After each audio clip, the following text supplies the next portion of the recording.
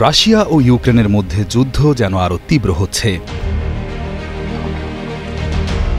23 October বৃহস্পতিবার দুই দেশই একে অপরের গুরুত্বপূর্ণ জ্বালানি সরবরাহ স্থাপনায় ড্রোন ও মিসাইল হামলা চালায়। এতে বেশ কয়েকটি স্থানে বিস্ফোরণ ও অগ্নিকাণ্ডের ঘটনা ঘটে।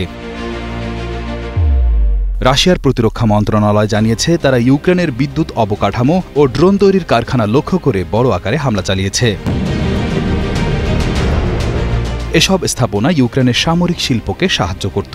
এছাড়া তারা ইউক্রেনের 293টি ড্রোন ও 3টি গাইডেড বোমা ধ্বংস করেছে বলে দাবি করেছে।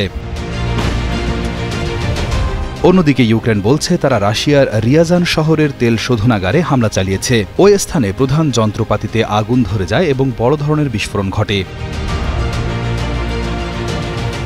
একই দিনে ইউক্রেনীয় বাহিনী রাশিয়ার বেলগোরোদ অঞ্চলের একটি গোলাবারুদের গুদামেও হামলা চালায়, যাতে একাধিক বিস্ফোরণ হয়। যুদ্ধের পাশাপাশি মানবিক বিনিময়ের একটি দিকও দেখা গেছে বৃহস্পতিবার। রাশিয়া 1000 ইউক্রেনীয় সৈন্যের মৃতদেহ কিয়েভের কাছে হস্তান্তর করেছে, আর ইউক্রেন 31 জন রুশ সেনার মৃতদেহ ফিরিয়ে দিয়েছে। বিশ্লেষকরা বলছেন, এ ধরনের হামলা শুধু সামরিক ক্ষতি নয়, বরং সাধারণ মানুষের জীবনযাপনেও বড় প্রভাব ফেলতে পারে। কারণ বিদ্যুৎ ও তেল সরবরাহ ব্যাহত হলে পুরো দেশ জুড়ে বিপর্যয় তৈরি হতে পারে।